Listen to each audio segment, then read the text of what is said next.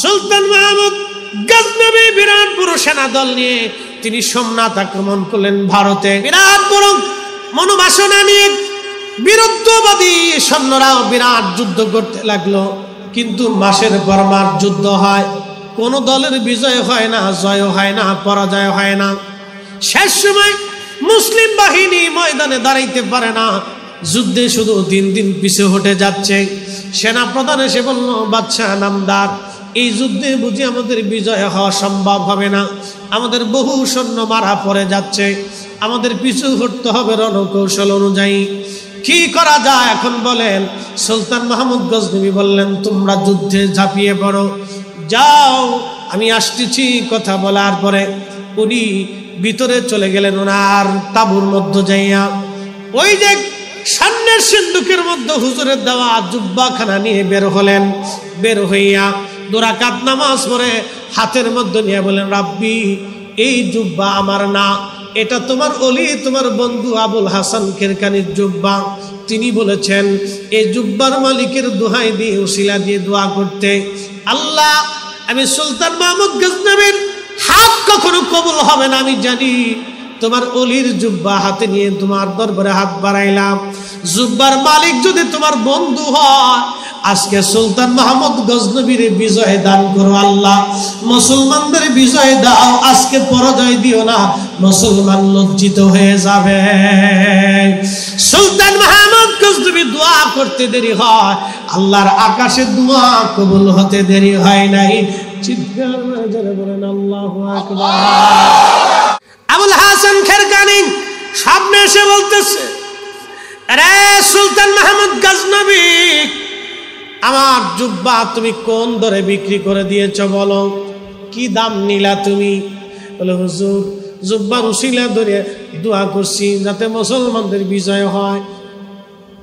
বলে, বেটা, আমার জুব্বা এত কম দামে কেন বিক্রি করছো? ওরে প্রেমের খেলা এশিকের গুমেলা, প্রেমের খেলা এশিকের গুমেলা, সবাই বুঝে না, আশিকার মা সুখের প্রেমের এই তো নিশানা। আল্লাহর ওলি বললেন, আমার জুব্বাখানা এত কম দামে বিক্রি করলা কেন?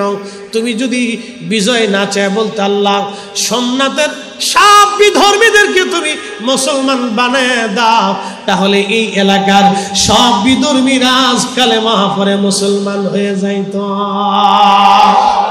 চিৎকার করে বলেন আল্লাহু আকবার। বন্ধুগণ আমার, বাইজিদ বুস্তামি রাহমাতুল্লাহ আলাইহি, ওনার বাড়ি বর্তমান ইরানের বোস্তাম। বোস্তাম থেকে খেরকানে বহু দূরের রাস্তা, 15 দিন 1 মাস লাগতো পায়ে হেঁটে। আল্লাহর ওলি বোস্তাম থেকে খেরকানে প্রত্যেক বছর আসতেন। ওই খেরকানে আল্লাহর পথের কিছু শহীদ ছিল, যারা ওই জমিনে দিন কায়েম করতে এসে শহীদ হয়েছিল, তাদের মাজার জিয়ারত করার জন্য বাইজিদ বুস্তামি রাহমাতুল্লাহ আলাইহি প্রত্যেক বছরে হাজিরা দিতেন। একবার জোরে বলা যাবে কি মারহাবা? আর আজকে ওরা কারা? জিয়ারতের কথা বললে কয় পূজা করতে যাইতেছ। ওই শাহজালালের মাজারে আছে কি? খাজা বাবা আজমিরির মাজারে আছে কি? এখন প্রশ্ন করি, জবাব দিবেন। অলিরা মাটির উপরে অলি, মাটির নিচেও তারা অলি। স্বর্ণের টুকরা মাটির উপরেও স্বর্ণ, মাটির নিচেও স্বর্ণ। আর হীরার টুকরা মাটির উপরে হীরা, মাটির নিচে গেলেও হীরা। কোরআন উপরেও কোরআন, মাটির নিচেও কোরআন। আল্লাহর কোরআন বলতেছে, ইন্নাল্লাযীনা আমানু ওয়া আমিলুস সালিহাতি উলাইকা হুম খায়রুল বারিয়া। একবার জোরে বলা যাবে কি ইয়া রাসূলুল্লাহ? কোরআনে ভুল আছে?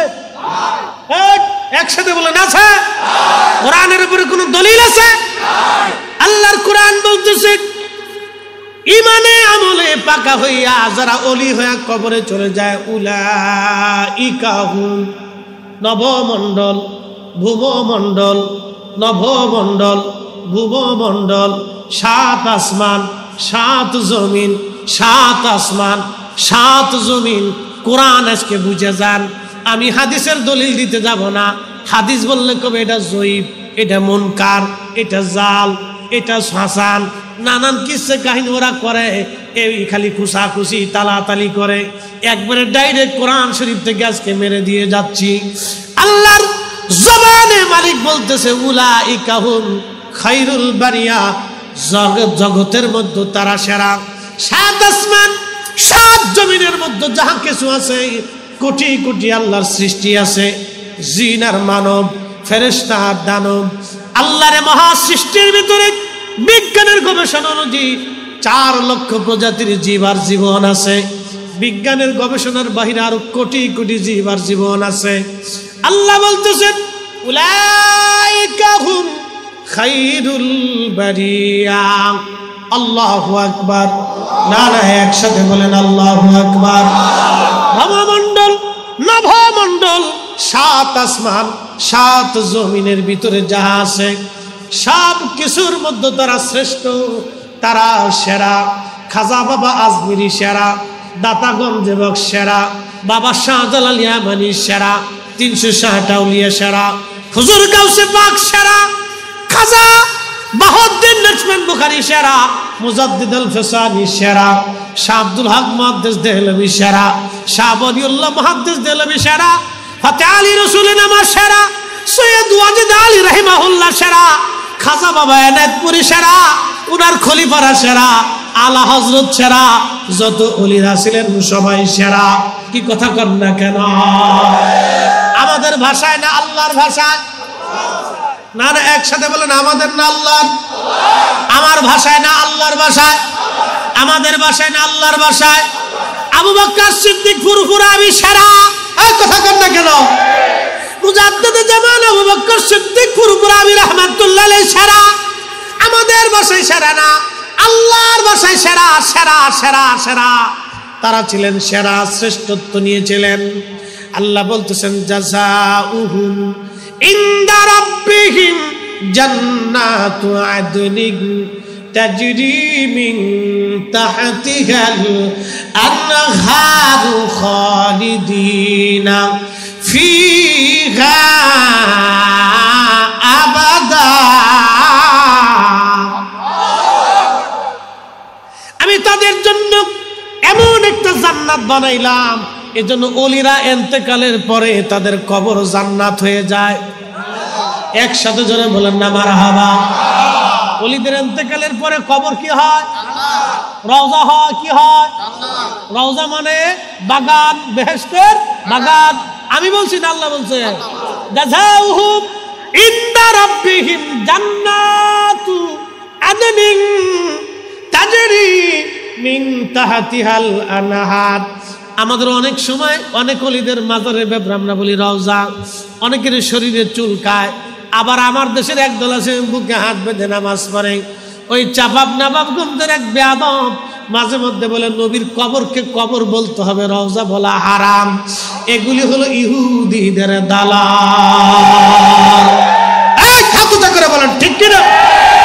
আগুন থেকে যে এরকম দূরে থাকেন আপনারা, এইগুলি থেকে আপনাদের দূরে থাকা লাগবে।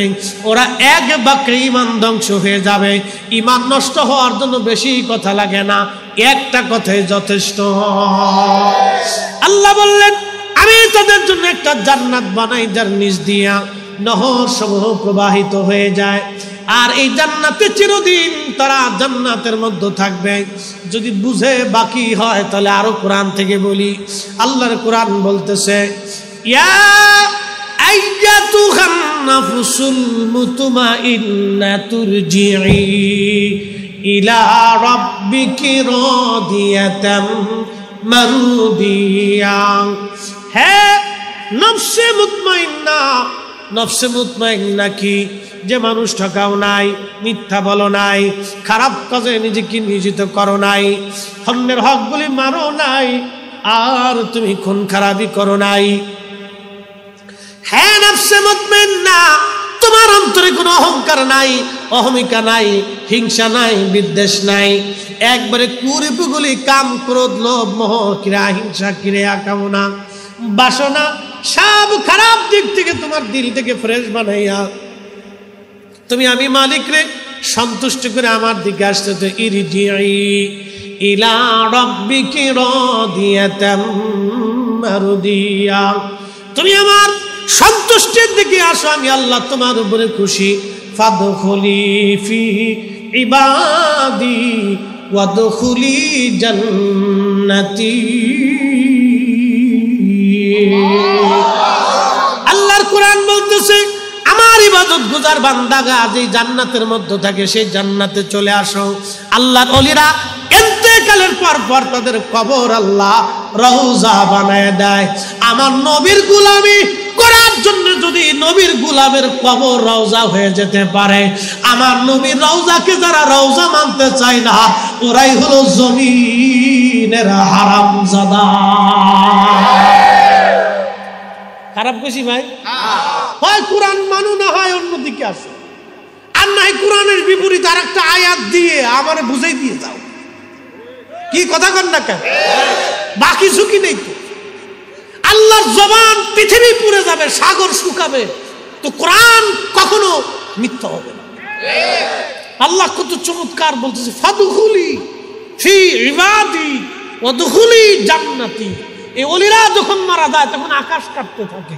আহা, এই আয়াতের তাফসীরের ভিতরে আছে জমিন কাঁদে, পশুরা কাঁদে, পাখিরা কাঁদে, আহা নদীর মাছ, সমুদ্রের মাছেরা কাঁদে আর বলে আল্লাহ আমাদের ভিতর থেকে তুমি তোমার একজন বন্ধুকে নিয়ে চলে গেল।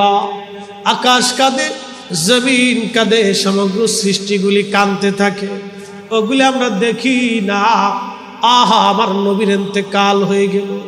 আমার রসুলের ইন্তেকালের পরে নবীর উট ছিল কাসুয়া। এই কাসুয়া উট একাধারে 3 দিন পর্যন্ত কেঁদেছিল। আপনারা জানেন উট যখন কান্না করে তখন মানুষের মতো চিৎকার মেরে মেরে কাঁদে। এই উট একাধারে 3 দিন পর্যন্ত কেঁদে কেঁদে হয়রান। তাকে কেউ পানি পান করাইতে পারে নাই, খাবারও খাওয়াইতে পারে নাই। নবী বিরহে একটা উট 3 দিন পর্যন্ত সহ্য করতে পারে নাই। 3 দিন পরে কুয়ার মধ্যে ঝাঁপিয়ে পড়ে আত্মহুতি দিয়েছিল। আমি আর মুফতি সাহেব যখন উমরা করতে গিয়েছিলাম সেই কুয়া আমরা দেখে এসেছি, বিরাট বড় কুয়া। এই কুয়ার ভিতরে ঝাঁপিয়ে উট আত্মহুতি দিয়েছিল কাসুয়া। আল্লাহর নবী বলেছিলেন উম্মতের আরে আমি এই কাসুয়াকে হাসরের ময়দানে আমার সঙ্গে করে নিয়ে আমি নবী জান্নাতে চলে যাব। না চিৎকার মেরে বলেন না ইয়া রাসূলুল্লাহ। পাইলে নিরালাই গো নবী, পাইলে নিরালাই, বলেন পাইলে নিরালাই গো নবী, পাইলে নিরালাই। ওই কদমে চুমু খাবো, ওই কদমে চরণ ধুলি মাখবো গায়। না না 1 মিনিট, হাত উঁচা করে হ্যাঁ। পাইলে নিরালাই গো নবী, পাইলে নিরালাই, বলেন পাইলে নিরালাই গো নবী, পাইলে নিরালাই। ওই কদমে চুমু খাবো, ওই কদমে চুমু খাবো, চরণ ধুলি মাখবো গায়। পাইলে নিরালাই গো নবী, পাইলে নিরালাই, পাইলে নিরালাই গো নবী, পাইলে নিরালাই। আল্লাহুম্মা সাল্লি আলা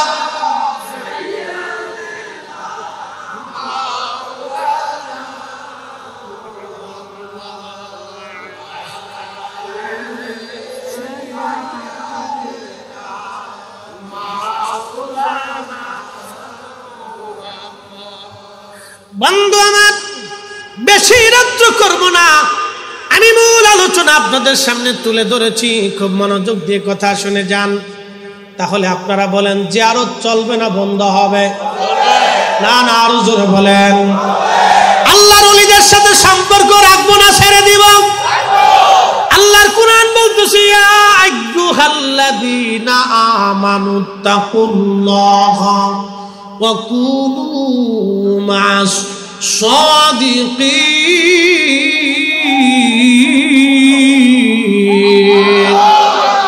এই বান্দা, আমি আল্লাহকে ভয় করো। বলেন তো, ভয় করার জন্য নামাজ দরকার আছে না নাই? ভয় করার প্রথম সবকের নাম হলো সালাত, নামাজ। নামাজ নামাজ তরিকতের প্রথম সবক কিন্তু নামাজ। নামাজ নামাজ নামাজ আল্লাহকে সেজদা দিতে হবে। সেজদায় পরে আল্লাহর সাথে এই আশেকের বাক্য বিনিময় হবে। নামাজে দাঁড়াইয়া এই আশেক আল্লাহর সাথে কথা বলবে। আলহামদুলিল্লাহি রাব্বিল আলামিন, সমস্ত প্রশংসা সেই রবের জন্য যিনি সমস্ত জগৎ সমূহের রব। আর রহমানির রহিম, যিনি দয়ালু দয়াময়। মালিকি ইয়াউমিদ্দিন, যিনি বিচার দিনের মালিক। ইয়াকা না'বুদু ওয়া ইয়াকা নাস্তাঈন, আমরা তো তোমারই ইবাদত করি হে রব, তোমারই সাহায্য কামনা করি। ইহদিনাস সিরাতাল মুস্তাকিম, সিরাতাল্লাযীনা আন'আমতা আলাইহিম, চালাও সে পথে যে পথে তোমার প্রিয়জন গেছেন চলি, যে পথে তোমার ওলিরা চলে গেছে, এই পথে ইহদিনাস সিরাতাল মুস্তাকিম। খাজা বাবা আজমিরির রাস্তা, হযরতে হুজুর গাউসে পাকের রাস্তা, হযরতে খাজা বাহাউদ্দিন নকশবন্দ বুখারীর রাস্তা, হযরতে মুজাদ্দিদ আল ফেসানির দেখানো পথ, শাহজালাল ইয়ামানি মুজাররিদি দেওয়ার রাস্তা, এটাই হলো ইহদিনাস সিরাতাল মুস্তাকিম। নতুন করে কেউ যদি আবার বানায় আনতে চাও, আমরা কখনোই মানব না, মানব না। কথা বলেন ঠিক কিনা? দাদা ঠিক আছে? দাদা বয়স কত? এই 85 বছর বয়স আপনি বাইসে দিচ্ছেন, কখনো মরেন নাই। আল্লাহু আকবার। তো সামনের কাতারে বসে দিচ্ছে বুড়া আর গরের বুড়া, কি তেজা বুড়া। হ্যাঁ, সুবহানাল্লাহ জোরে কয়, আল্লাহু আকবার কয়। এক লোক এই হজে যাবে, তা আমি ওই 30 তারিখ বা 1 তারিখে ফ্লাইট, আমার হজের দোয়া করবে। এই হজে যাবে, তো ছেলেদেরকে বলতেছে বাবারা আমি তো বুড়া সোড়া হয়ে গেছি গা, তা আমার একটু হজের আগে তো হাইটে যাওয়া লাগবে। তো হজের কাফেলার বাংলাদেশ থেকে ধরেন যারা যাবে, তো এই কাফেলার সাথে আমার মিট করাই দেয়। তো ছেলেরা চিন্তা করলো, আব্বা এত বছর পরিশ্রম করছে, সংসারে এত ঝামেলা পড়েছে, তো আব্বারে এই গাধা ঘোড়ার উপর সরাইয়া মাল সামানা দিয়ে কাফেলার সাথে বাইরে সেন্টার দিয়ে দিছে। তো যেতে যেতে যেতে যেতে বহু দূরে এক কারিয়ার গ্রামের পাশ দিয়ে যাওয়ার সময় দেখে গ্রামের রাস্তার পাশে এক বুড়া, চুলদারি পাকা, তো বসে বসে কাঁদতেছে। তো জিজ্ঞেস করলো, বুড়া ভাই, বুড়া কালে তুমি কাঁদতেছো, কারণটা কি? ছেলে বলার কি খাবার টাবার দেয় না, মন খারাপ, কি হয়েছে? না ভাই কোনো কিছুই না, আমার বাপে আমার ধরে ফিরেছে। তুমি যে বুড়ার বুড়া, তার বাপু আছে, সে আবার ফিরেইতেও পারে। কহা আমার বাপ আছে, তুমি বাড়ির ভিতরে যায় দেখো জল চকির উপর বসে রয়েছে। কায় বুড়াটা তো দেখার দরকার, এটা খেতে কিতা বুড়ার বুড়া, কি বুড়ার বুড়ে তো বুড়া দেখে আসে। তো যায় দেখে যে খুব টনটনা বুড়া, কিছু বুড়া আছে খুব টনটনা, হ্যাঁ খুব শক্ত। তো এই বুড়া যায় দেখে যে এই বুড়া খুনখুনে বুড়া, চুলদারি পাকা, জল চকির উপর খুব টনটনা বয়ে রয়েছে। সালাম দেখা, সালাম আলাইকুম বুড়া চাচা। বুড়া কালে বুড়া পোলাটারে এমনি ফিটাইছে, তাকে ফিটাইছে কি সাথে হাতে দাদার লগে বিয়া দুবি করছে। দাদাও আছে ঘরের ভিতরে যাই বয়ে রয়েছে। আমার আর বুড়া দেওয়ার দরকার নেই, বুড়া দেখছে। আল্লাহু আকবার। ওরে পীর রাজি যার উপরে, আল্লাহ রাজি তার উপর। ওরে কামেল রাজি যার উপরে, আল্লাহ রাজি তার উপর। ঠিক কিনা? খুব মনোযোগ দিন। কোরআন শরীফ থেকে আপনাদেরকে বুঝাইলাম। বাইজিদ বুস্তামির কথায় আমি চলে যাই। খেরখানে যাইয়া বাইজিদ বুস্তামি রহমাতুল্লাহ আলাইহি বাতাসের টানে টানে, নিঃশ্বাসে নিঃশ্বাসে আল্লাহর ওলি জোরে জোরে নিঃশ্বাস টানতে লাগলেন। মুরিদিন জিজ্ঞেস করল, হুজুর এত জোরে জোরে নিঃশ্বাস টানেন, বিষয়টা তো বুঝলাম না গো আল্লাহর ওলি। কেন? বাইজিদ বুস্তামি ডাক দিয়ে বলেন, বাবারা রে, আমার ইন্তেকালের পরে বহু বছর, আমার দিকে তাকান, হাকিকতের কথা, বেদের কথা, এই রহস্য আল্লাহ আউলিয়া একরাম ছাড়া অন্য কোথাও নাই। আমরা মাদ্রাসায় পড়েছি, পড়াই, এটা কুরআন হাদিসের দর্স আমরা দেই, সহিহ বুখারী, সিহা সিত্তা, তাফসীর, ফিকহ, এগুলি দর্স মাদ্রাসাতে হবে।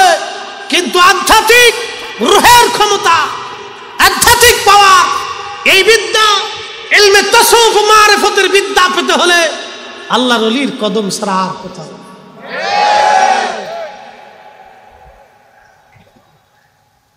হাজরাতে বাইজিদ বুস্তামি ডেকে বলে, রে বাবারা, আমার ইন্তেকালের বহু বছর পর এই খেরকানে একজন আল্লাহর ওলির জন্ম হবে। তার পবিত্র সুঘ্রাণ আমি বাতাসের মধ্যে আমার নাকে ভেসে আসতেছে। একবার জোরে বলা যাবে আল্লাহু আকবার। মুর্শিদের চরণ বিহনে এ জীবন মিশে, ওরে আল্লাহ নবীর গভীর তত্ত্ব, ওরে আল্লাহ নবীর গভীর তত্ত্ব কামেলের কাছে মুর্শিদের চরণ বিহনে এ জীবন মিশে। ঠিক কিনা? খুবই মনোযোগ। মুরিদের নাম হুজুর, আপনার ইন্তেকালের পরে ওলির জন্ম হবে বলে, হা। বাইজিদ বুস্তামি রহমাতুল্লাহ, আমার দিকে তাকান, আজকে ইতিহাস শুনে যান। বাইজিদ বুস্তামি রহমাতুল্লাহ ইন্তেকাল হয়ে গেল। ইন্তেকাল হয়ে যাওয়ার বহু বছর পরে আল্লাহর ওলি হযরত আবুল হাসান খেরকানি রহমাতুল্লাহ আলাইহির জন্ম হলো। সেই সিলসিলা আমাদের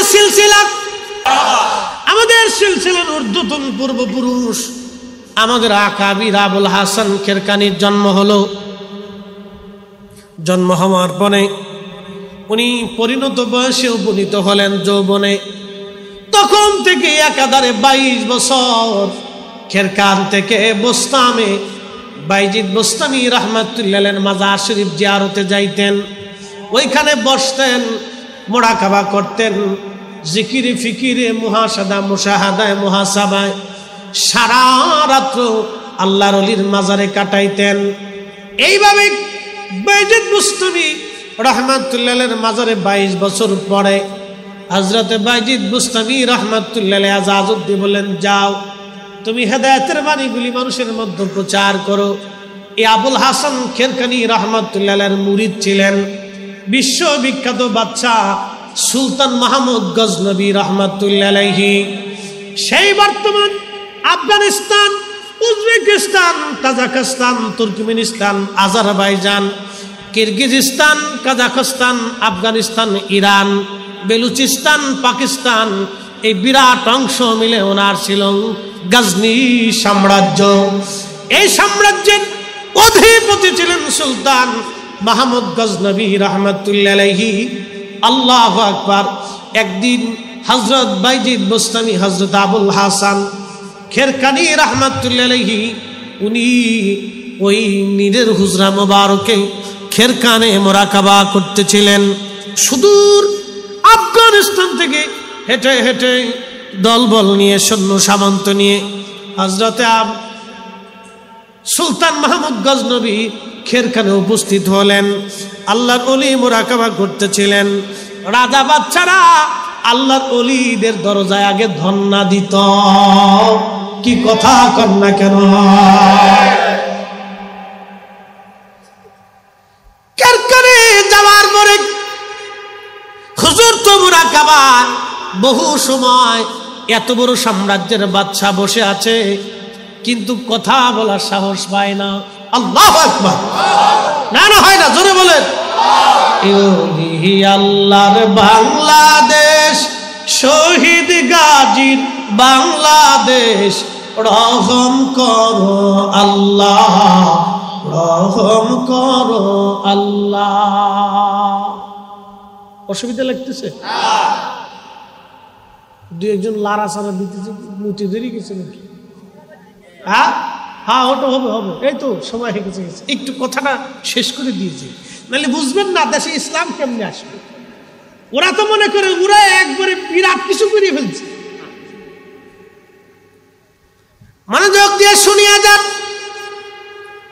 দীর্ঘ সময় বসে আছে সুলতান মাহমুদ গজনবী, কিন্তু কিছুই বলার সাহস করে না। হুজুর মোরাকাবায় যদি বেয়াদবি হয়, খাদেম পিছন দিক থেকে পাখা দিয়ে বাতাস দিচ্ছেন। সুলতান মাহমুদ খাদেমকে বললেন, হুজুরকে একটু দয়া করে আমার কথাটা বলেন না। খাদেম চিন্তা করলো, এত বড় বাচ্চা বহু সময় ধরে বসে আছে। আস্তে করে হুজুরের চুলের গোড়ায়, মাথার চুল মুবারকের গোড়ার ভিতরে আস্তে করে ধরে একটু টান দিলেন। টান দেওয়ার পরে ওনার মোরাকাবা ভেঙে যায়। বললেন, বেটা কি জন্য আমার মোরাকাবা ভাঙলা? বলে, হুজুর গজনী সাম্রাজ্যের সুলতান মাহমুদ গজনবী আপনার কদমে আসছে দুয়ার ভিখারি হয়ে। আল্লাহর ওলি ধমক দিয়ে বললেন, বের হয়ে চলে যেতে কা। বাচ্চা আমার কাছে আসছে কি জন্য? চলে যেতে কা, ওর কাছে আমার কিচ্ছু দরকার নেই, যেতে কা। যা, চলে যা, আসছিস কেন? হ্যাঁ চলে যা, বাচ্চা আমার কাছে কি জন্য? যা, তোর কাছে আমার কোনো প্রয়োজন। একসাথে বলবেন আল্লাহ। ওলিরা কার মুখে বিক্রি? না না, আরো যদি বলুন, জোরে বলুন। চেয়ারম্যান সাহেব বসা, ওনার চেয়ারম্যান হইতে পাবলিকের সিল লাগছে। আর ওলিরা ওলি হওয়ার জন্য আল্লাহর সিল লাগছে, রসুল করিমের সিল লাগছে। কথা কন না, ঠিক কিনা? আল্লাহর নবী যারা সিল দিছে ওলি হয়ে গেছে। কথা কন, ঠিক কিনা? হ্যাঁ, বুঝে দেবে। ও রসুলের ইজ্জতে চাদর ধরে টাইনে বিশ্ববিখ্যাত মৌলবী শাইখে মাদানী।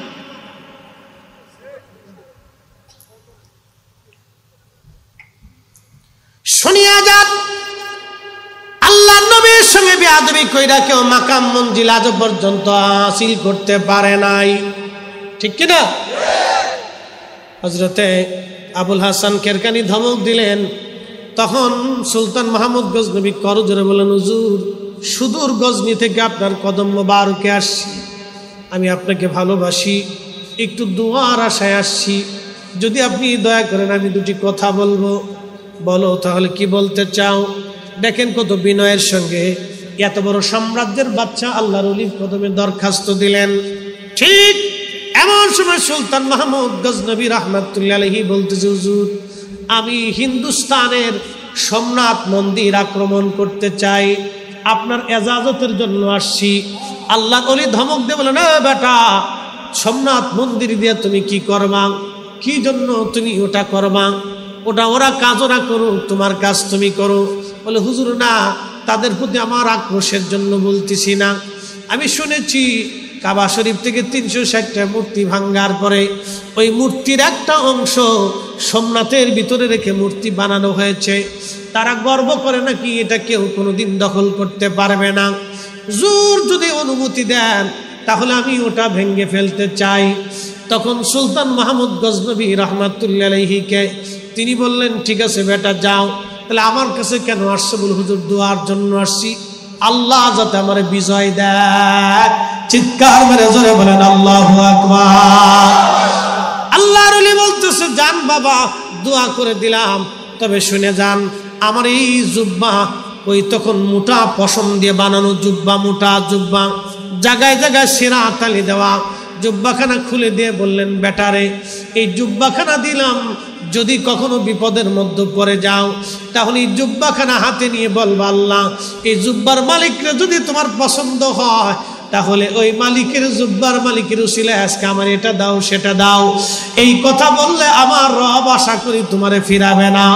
তুমি যদি কখনো বিপদে পড়ো তাহলে এইভাবে দোয়া করবা।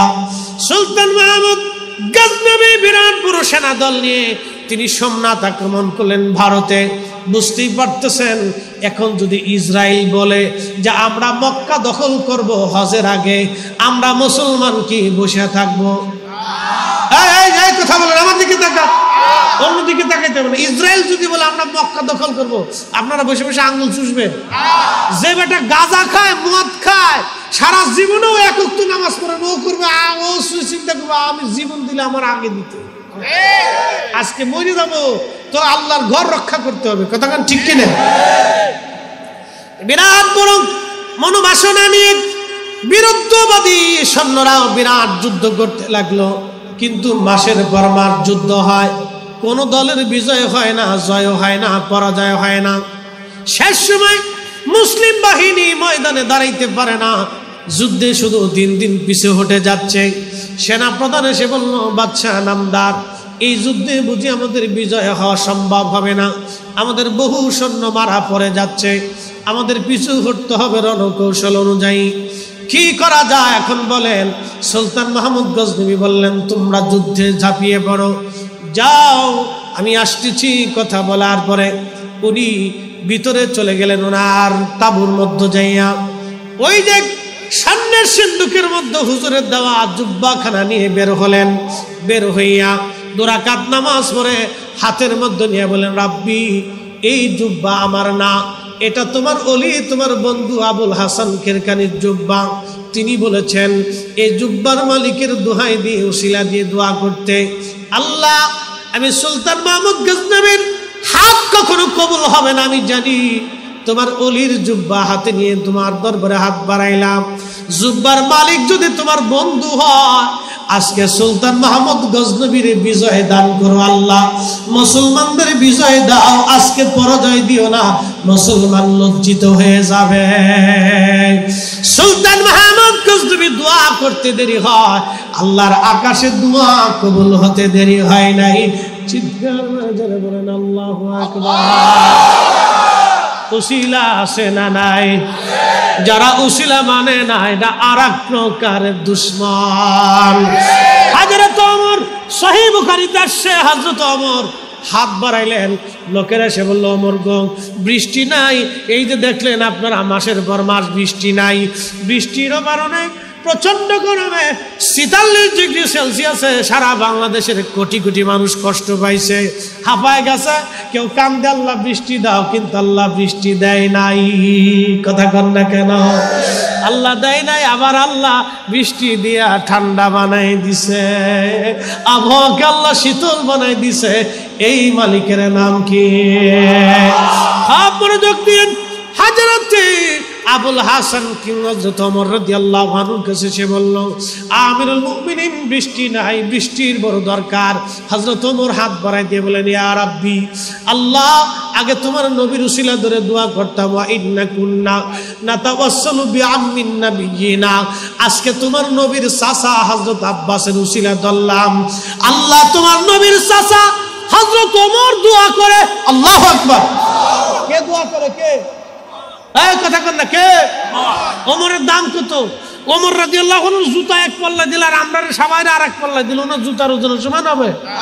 উনি দোয়া করতেছে নবীজির চাচার উসিলা ধরিয়া, আর আজকে আমার দেশের কত বড় শেঠ সাপ, নায়ক সাপ, উসিলা আমার বাসায় না, সাইকেল না দানি। ওরে বাপরে বাপ, বুজুর্গ গানে হালাই সাল্লাম, শয়তানের খালাতো ভাই। হযরত আমার রাদিয়াল্লাহু আনহু উসিলা, ওয়া ইন্না নাতাওয়াসসালু ওয়া ইন্না কুন্না নাতাওয়াসসালু বিআম্মিন নাবিয়িনা, আল্লাহ তোমার নবীর চাচার উসিলা ধরলাম, আজকে বৃষ্টি দাও।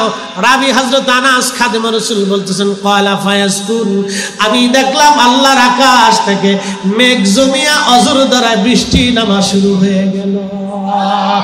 উসিলা আসে না নাই?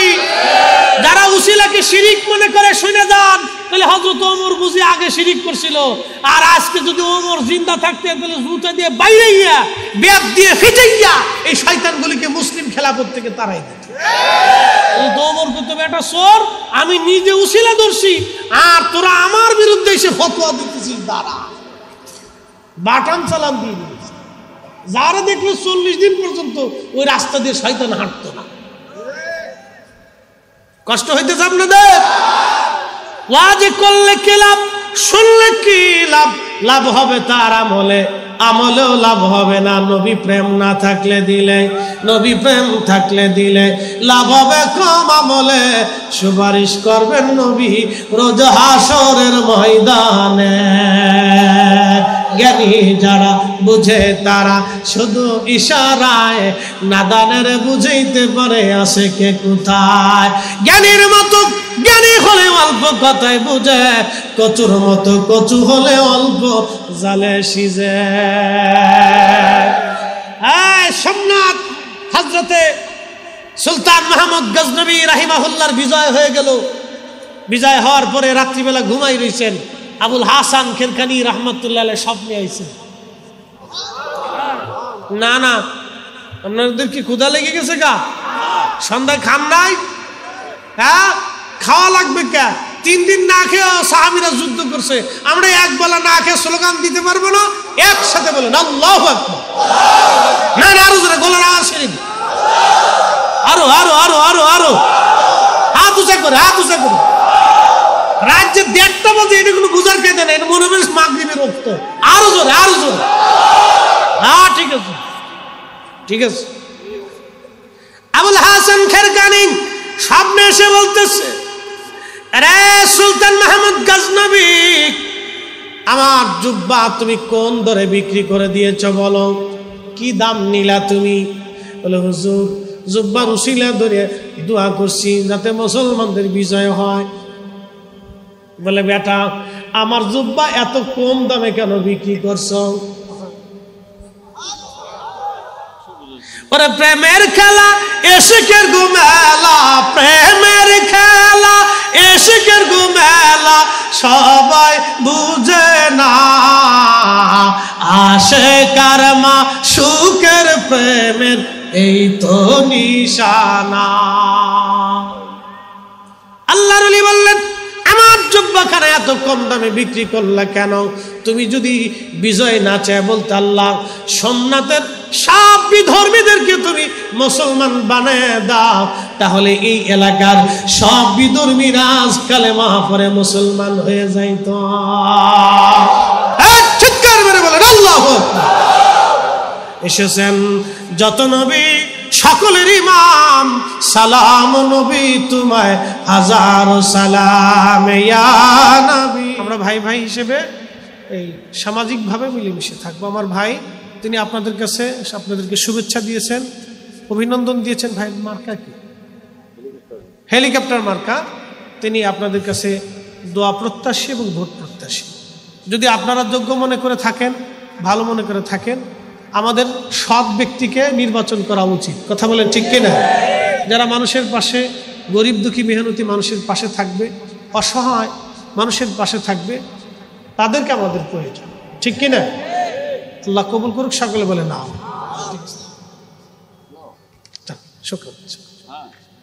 আমরা জলসা কমিটির সদস্য খন্দকার জয়নাল ভাইয়ের ছোট ছেলে রইসুল, আমার লাগবে না, 19 দিন হলো, 29 দিন হলো মারা গেছে। তার বয়স ছিল 16 বছর। আহা আল্লাহ,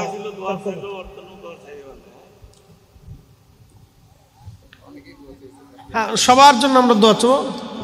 প্রার্থী অনেকেই দোয়া চাইছে, আমরা সবাই। তোয়েব আলী ভাইয়ের মরহুম দাদা দাদি, তার জন্য দোয়া চাই ইনশাআল্লাহ। আচ্ছা দাঁড়াও, জিন্দিগি তোর জায়গা ফাঁকি দিয়ে গামো, একটু জিকিরের আবদার আছে। আচ্ছা এটা থাক, এগুলো বলে দিছি, বলে দিছি।